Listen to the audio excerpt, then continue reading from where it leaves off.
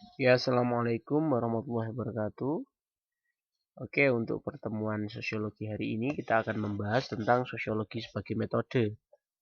Nah, untuk pertemuan sebelumnya kan kita sudah membahas tentang perspektif sosiologi, ya kan? Kemudian kita juga sudah membahas tentang cabang-cabang sosiologi. Oke, untuk sosiologi sebagai metode ini nanti secara lengkapnya akan dipelajari di semester 2 sebenarnya di materi penelitian sosial. Jadi di materi semester 1 ini kita cukup perkenalan saja dengan metode dalam sosiologi. Oke, kita langsung saja membahas materi hari ini.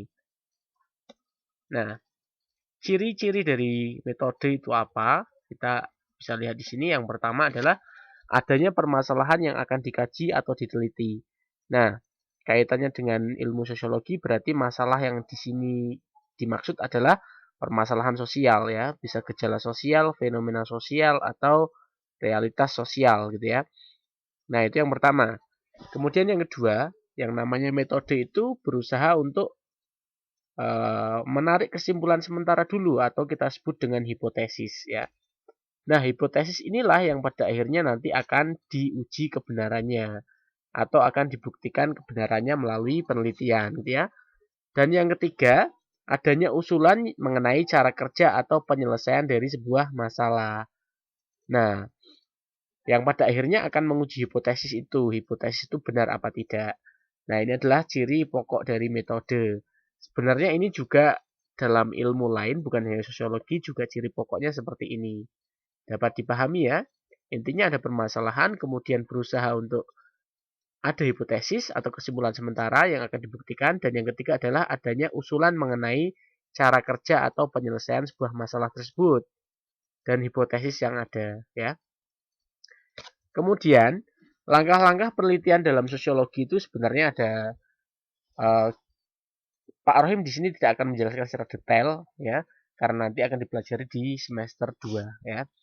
Yang pertama merumuskan masalah, permasalahan apa yang hendak diteliti, ya kan? Di sini maksudnya adalah permasalahan sosial atau gejala sosial yang ada di masyarakat kalau dalam ilmu sosiologi. Kemudian meninjau kepustakaan ini dengan cara mencari referensi dari berbagai sumber ya. Referensi dari buku-buku dalam hal ini adalah teori-teori atau penelitian-penelitian sebelumnya ya. Kemudian yang ketiga adalah merumuskan hipotesis. Nah, hipotesis atau kesimpulan sementara tadi harus dirumuskan dalam penelitian yang akan dilakukan, ya kan? Kemudian yang keempat adalah merencanakan desain penelitian. Karena nanti desain penelitian ini kaitannya dengan metode penelitian apa yang digunakan. Nah, untuk lebih jelasnya nanti di materi penelitian sosial. Kita cukup mengenal saja. Selanjutnya yang nomor 5, kemudian peneliti mengumpulkan data. Dalam pengumpulan data ini ada berbagai cara yang bisa dilakukan seperti observasi, kemudian juga bisa dilakukan dengan cara angket kalau penelitiannya kuantitatif gitu ya. Kemudian juga bisa menggunakan dokumentasi, kemudian juga bisa studi kepustakaan. Sebenarnya cara mengumpulkan data ini juga bermacam-macam. Kemudian yang terakhir adalah menganalisis data ya. Ketika pengumpulan data tadi dikumpulkan, terkumpul semuanya kemudian dianalisis dengan teori yang sudah ditentukan dari peninjauan pustaka, dan yang paling akhir adalah menentukan kesimpulan ya atau menarik kesimpulan dari penelitian tersebut. Nah, kemudian kita lanjutkan. Nah, metode dalam penelitian sosiologi itu sebenarnya ada banyak ya. Tetapi umumnya ada dua metode besar yang dikenal. Yang pertama adalah metode kuantitatif ya. Metode kuantitatif itu intinya adalah metode yang digunakan dalam penelitian yang hasilnya itu berupa angka-angka ya. Angka-angka dari data tersebut kemudian diwujudkan atau ditampilkan dalam bentuk statistik.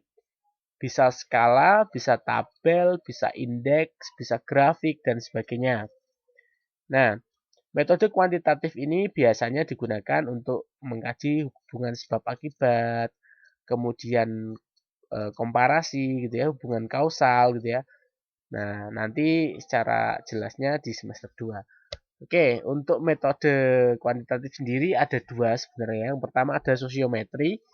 Ini menggunakan skala dan angka-angka dalam rangka mengetahui hubungan sosial manusia dan masyarakat. Ya.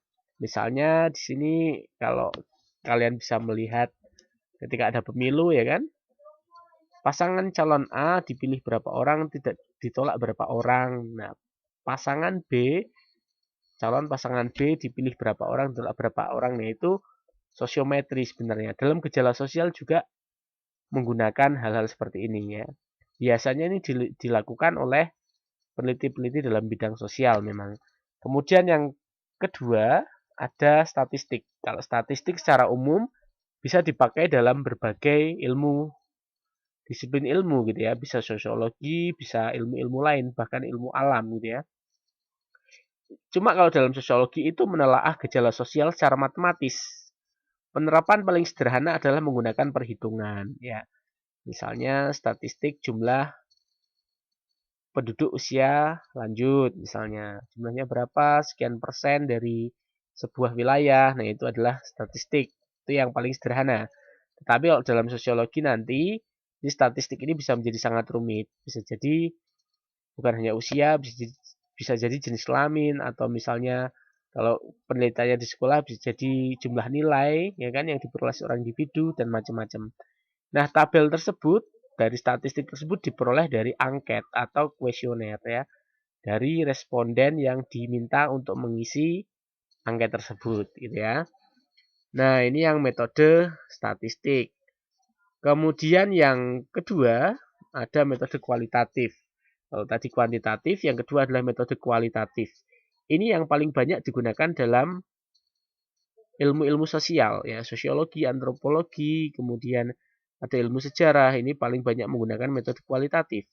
Kebalikan dengan kuantitatif ya, kualitatif itu hasil penelitiannya berupa deskripsi atau penjelasan ya, bukan angka-angka.